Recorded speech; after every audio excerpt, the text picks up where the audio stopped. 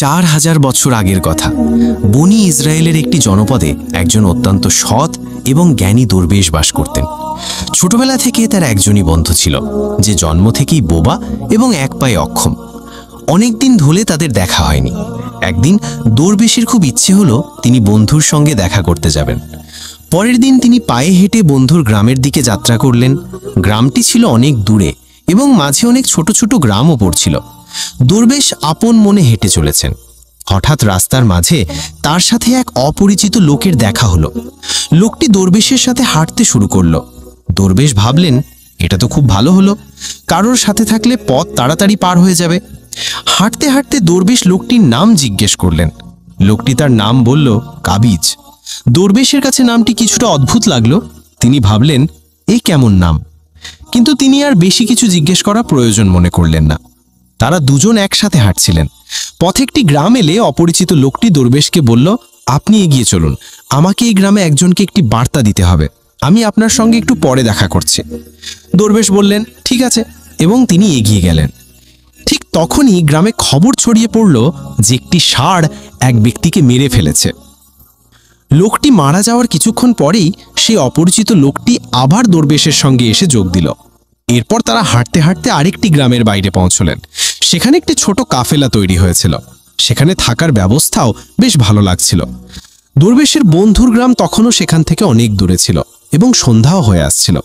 দরবেশ অপরিচিত লোকটিকে বললেন, রাত হচ্ছে, সারাদিন হাঁটাহাঁটি করে খুব ক্লান্তি এসেছে আর খিদেও পেয়েছে, তাই আমরা এখানেই খাওয়া দাওয়া করে বিশ্রাম নিই, সকালে আরাম করে আবার যাত্রা শুরু করব। অপরিচিত লোকটি বলল, ঠিক আছে, এই গ্রামে একজনকে কিছু জরুরি জিনিস দিতে হবে, আপনি খেয়ে নিন আর বিশ্রাম করুন, আমি পরে এসে খাবো। এই বলে সে সেখান থেকে চলে গেল। তার যাওয়ার কিছুক্ষণ পর ওই গ্রামে ধোঁয়া উঠতে দেখা গেল এবং দেখতে দেখতে পুরো গ্রামটিতে আগুন লেগে গেল। দরবেশ অবাক হয়ে ভাবলেন যে এই লোকটি যেখানেই যায় সেখানেই কোনো না কোনো ধরনের ক্ষতি হয়, নিশ্চয়ই কোনো গোলমাল আছে। কিন্তু দরবেশ রাতে অপরিচিত লোকটির কাছে এ বিষয়ে কোনো কথা বললেন না। সকালে তারা দুজনেই আবার তাদের গন্তব্যের দিকে চলতে লাগলেন। কিছুটা দূরে গিয়ে আরও একটি গ্রাম এলো। অপরিচিত লোকটি আবার দরবেশকে বলল, আপনি এগিয়ে চলুন, এই গ্রামেও আমার কিছু জরুরি কাজ আছে, কাজ শেষ করে আমি আপনার সাথে দেখা করব। এই বলে অপরিচিত লোকটি চলে যেতে লাগলো। কিন্তু এবার দরবেশ এগিয়ে না গিয়ে সেখানেই দাঁড়িয়ে সেই অপরিচিত লোকটিকে দেখতে লাগলেন যে সে কোথায় যায় এবং কি করে। তখনই মানুষের চিৎকার শোনা গেল যে একটি ষাঁড় এক ব্যক্তিকে কামড়েছে এবং সে মারা গেছে। ঠিক সেই সময় অপরিচিত লোকটি আবার দরবেশের সঙ্গে এসে যোগ দিল। সামলাতে পারলেন না এবং লোকটিকে জিজ্ঞেস করলেন, আপনি যেখানেই যান সেখানেই কোনো না কোনো ধরনের ক্ষতি হয়, আপনি কি আমাকে বলতে পারেন কেন এমনটা হয়? সে জবাব দিল, দরবেশজি, আমি আপনাকে একজন খুব বড় জ্ঞানী ব্যক্তি ভেবেছিলাম, তাই আমি আপনার সঙ্গে হাঁটছিলাম, কারণ জ্ঞানী মানুষের সঙ্গ খুব ভালো হয়, কিন্তু আপনি এখনো বুঝতে পারেননি আমি কে। দরবেশ বললেন, আমি তো বুঝেছি, কিন্তু আমার মনে কিছুটা সন্দেহ আছে, যদি আপনি নিজে আপনার সম্পর্কে বলেন তাহলে আমার জন্য সহজ হবে। অপরিচিত লোকটি জবাব দিল, আমি মৃত্যুর ফেরেশতা এবং আল্লাহর আদেশে আমি সেই সব মানুষের প্রাণ নিই যাদের আয়ু শেষ হয়ে গেছে। দরবেশের মনে আগে থেকেই সন্দেহ ছিল, তবু মৃত্যুর ফেরেশতার মুখ থেকে এই কথা শুনে তিনি ভয় পেয়ে গেলেন। তবুও সাহস করে জিজ্ঞেস করলেন, যদি সত্যি আপনি মৃত্যুর ফেরেশতা হন তাহলে বলুন, পরের মৃত্যু কার? মৃত্যুর ফেরেশতা বললেন, পরের মৃত্যু তোমার সেই বন্ধুর যার সাথে তুমি দেখা করতে যাচ্ছ, এবং তার মৃত্যুর কারণ হবেন আপনি নিজেই। এই কথা শুনে দরবেশ ভয় পেয়ে গেলেন এবং চিন্তায় পড়ে গেলেন যে যদি ইনি সত্যি মৃত্যুর ফেরেশতা হন তাহলে তার কথাও সত্যি হবে, আর তার কারণে তার ছোটবেলার সবচেয়ে কাছের বন্ধুর মৃত্যু হবে। তাই এর চেয়ে ভালো হবে যে তিনি তার বন্ধুর সঙ্গে দেখা করতে না যান, অন্ততপক্ষে তিনি তার মৃত্যুর কারণ হবেন না। মৃত্যুর ফেরেশতা বললেন, আপনি যা ভাবছেন আমি জানি, কিন্তু আপনার বন্ধুর সঙ্গে দেখা না করলে ভাগ্য বদলাবে না, আপনার বন্ধুর মৃত্যু নিশ্চিত এবং তা আগামী কয়েক মুহূর্তের মধ্যেই হবে। মৃত্যুর ফেরেশতার এমন কথা শুনে দরবেশ হতবাক হয়ে গেলেন যে মৃত্যুর ফেরেশতা তার মনের কথাও জেনে গেছেন, যেটা একজন সাধারণ মানুষের পক্ষে সম্ভব নয়। এখন দরবেশের বিশ্বাস হয়ে গেল যে ইনি সত্যি মৃত্যুর ফেরেশতা। তাই তিনি তার বন্ধুর মৃত্যুর কারণ না হওয়ার জন্য তখনই নিজের গ্রামের দিকে ফিরে যেতে শুরু করলেন। কিন্তু যেই তিনি ঘুরলেন, দেখলেন তার বন্ধু দ্রুত তার দিকেই আসছে। বন্ধুকে দেখে তিনি খুব খুশি দেখাচ্ছিলেন। তার বন্ধুর আসার গতি দেখে দরবেশের মনে হলো যেন সে অনেকক্ষণ ধরেই তার পিছুই আসছিল।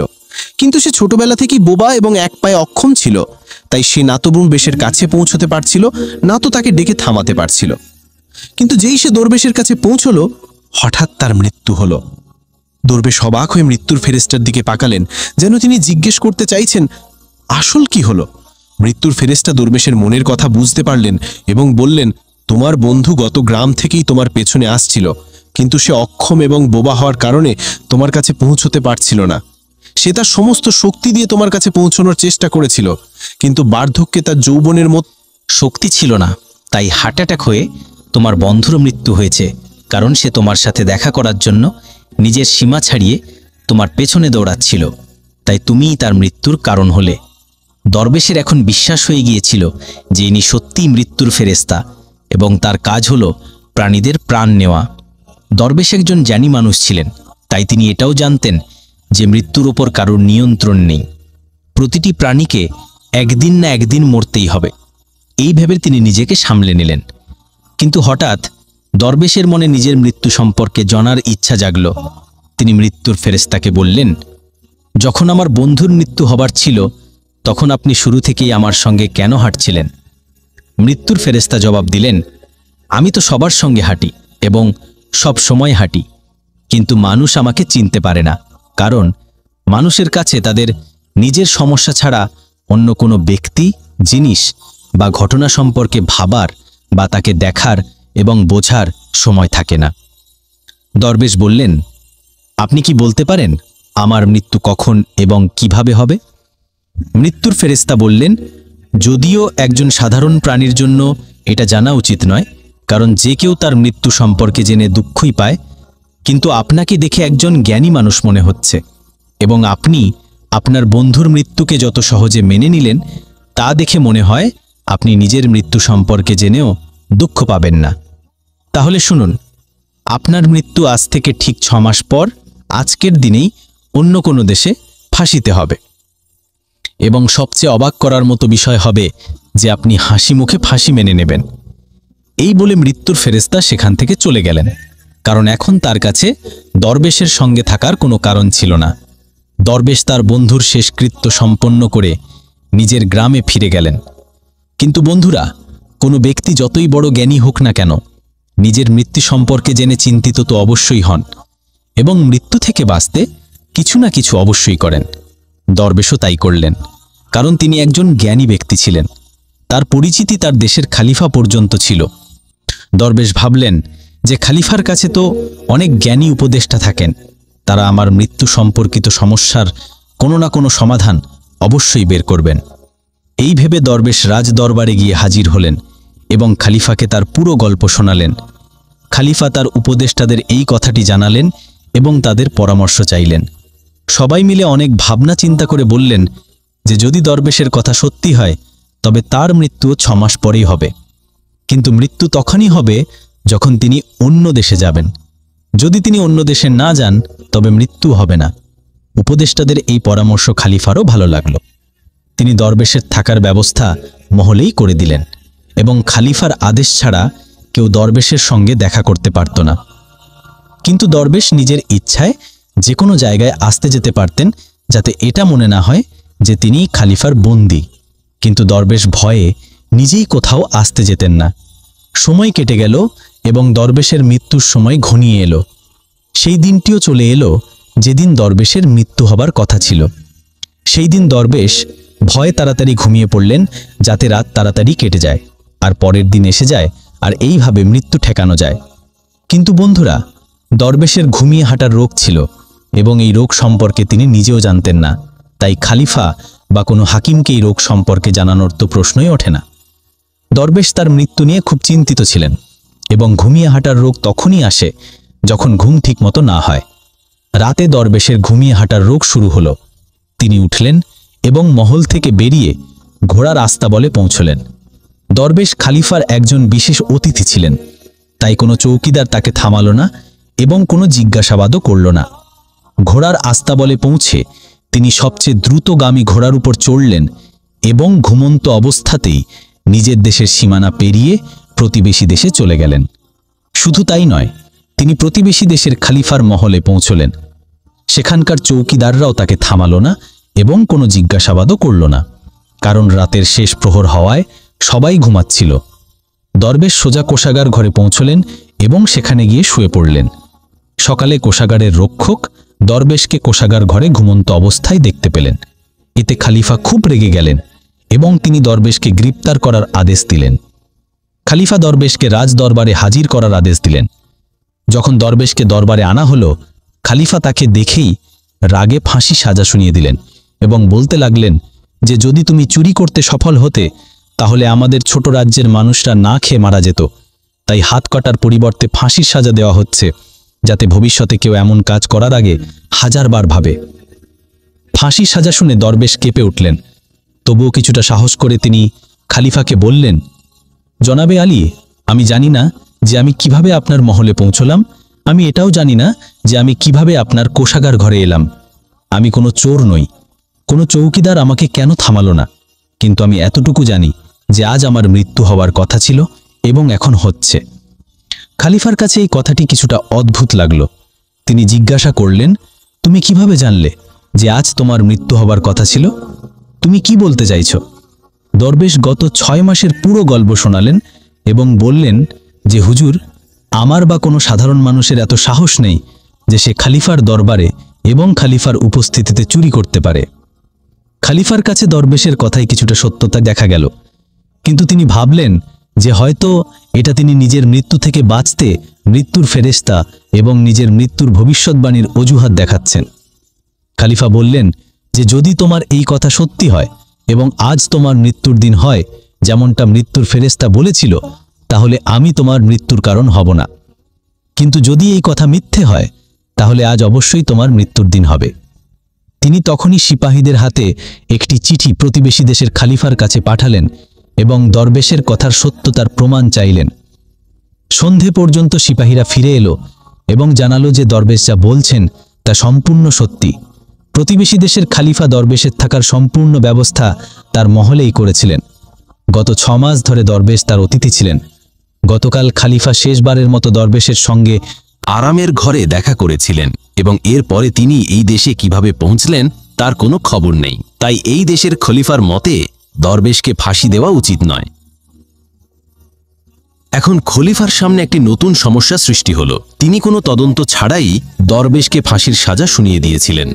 যদি দরবেশকে ফাঁসি না দেওয়া হয় তাহলে খলিফার কথার অপমান হয়, এবং যদি সাজা কার্যকর করা হয় তাহলে দরবেশের নির্দোষ মৃত্যু হবে। খলিফা তার উপদেষ্টাদের কাছে এই বিষয়ে পরামর্শ চাইলেন। উপদেষ্টারা বললেন, হুজুর, দরবেশকে কাঁচা সুতো দিয়ে ফাঁসি দিন। এইভাবে আপনার দেওয়া আদেশের সম্মানও রক্ষা হবে এবং কাঁচা সুতো দরবেশকে ফাঁসি দেবে না, তার জীবন বেঁচে যাবে। খলিফার এই পরামর্শটি ভালো লাগলো। তিনি আদেশ দিলেন যে দরবেশের জন্য কাঁচা সুতোর ফাঁস তৈরি করা হোক। দরবেশকে ফাঁসি দেওয়ার প্রস্তুতি শুরু হলো। সবাই খুশি হয়ে দেখছিলেন যে না তো দরবেশ মরবেন আর না তো খলিফার প্রতিশ্রুতি মিথ্যা হবে। দরবেশেরও বিশ্বাস ছিল যে কাঁচা সুতোয় তার মৃত্যু হতে পারে না, তাই তিনি হাসি মুখে ফাঁসির মঞ্চে চড়তে রাজি ছিলেন, যেমনটা মৃত্যুর ফেরেশতা বলেছিলেন। কিন্তু যেই দরবেশকে ফাঁসি দেওয়া হলো, কাঁচা সুতোটি ছিঁড়ে গেল। কিন্তু ছিঁড়ে যাওয়ার আগে সে তার কাজ করে দিয়েছিল। দরবেশের গলার হক কাঁচা সুতোয় কেটে গিয়েছিল। দরবেশ মাটিতে পড়লেন এবং ছটপট করতে লাগলেন। প্রতিটি শ্বাসের সাথে তার গলা থেকে রক্তের ফোয়ারা বের হচ্ছিল। দেখতে দেখতে দরবেশের শরীর পুরোপুরি নিশ্চল হয়ে গেল। সবাই অবাক ছিল যে এত দুর্বল একটি সুতো কিভাবে কারোর মৃত্যুর কারণ হতে পারে। কিন্তু ঘটনাটি ঘটে গেছে। ভাগ্য তার কাজ করে দিয়েছে। যা হওয়ার থাকে তা হয়েই থাকে। বন্ধুরা, এই গল্প থেকে আমরা এই শিক্ষা পাই যে আমরা যতই সতর্কতা অবলম্বন করি না কেন, যতই চেষ্টা করি না কেন, আমরা কখনো কোনো অবস্থাতেই ভাগ্যের লেখাকে মুছে দিতে পারি না। প্রতিটি ঘটনা এবং তার পুরো ধারাবাহিকতা আগে থেকেই নির্ধারিত থাকে। আমরা তাকে একটু এদিক ওদিক করতে পারি না। এই কারণেই ঈশ্বর আমাদের ভবিষ্যৎ জানার শক্তি দেননি, যাতে আমরা আমাদের জীবনকে আরও ভালোভাবে যাপন করতে পারি। এই কথাটি দরবেশের ক্ষেত্রেও সত্যি হয়। যদি দরবেশ মৃত্যুর ফেরেশতার কাছে নিজের মৃত্যুর সম্পর্কে না জিজ্ঞেস করতেন, তাহলে তিনি 6 মাস পর্যন্ত খলিফার মহলে ভয়ে ভয়ে বাঁচার পরিবর্তে আরও ভালোভাবে জীবন কাটাতে পারতেন। শুধুমাত্র একটি জিনিস ভাগ্যকে বদলানোর শক্তি রাখে, আর তা হলো দোয়া। বলা হয় যে দোয়া যদি আন্তরিকতা এবং সত্যিকারের মন থেকে চাওয়া হয়, তবে ঈশ্বর ভাগ্যকেও বদলাতে পারেন। তাই আমাদের উচিত আল্লাহর কাছে সবসময় ভালো ভাগ্য এবং ভালো ভবিষ্যতের জন্য দোয়া করা। এই গল্পটি অনেক পুরনো এবং আমরা এটিকে আমাদের নিজের ভাষায় অনুবাদ করেছি। এই গল্পটি সেই সময়ের যখন মানুষ মৃত্যুর ফেরেশতাকে দেখতে পারত। এখন এই গল্পের মধ্যে কতটা সত্যতা আছে তা শুধু ঈশ্বরই জানেন। আপনার এই গল্পটি কেমন লাগলো এ সম্পর্কে আপনার মূল্যবান মতামত কমেন্ট বক্সে অবশ্যই জানাবেন। যদি গল্পটি ভালো লেগে থাকে তাহলে চ্যানেলটি অবশ্যই সাবস্ক্রাইব করবেন, ভিডিওটি লাইক করবেন এবং শেয়ার করবেন। দেখা হবে আরেকটি নতুন এবং দারুণ ভিডিওর সাথে। ততক্ষণ পর্যন্ত খোদা হাফেজ।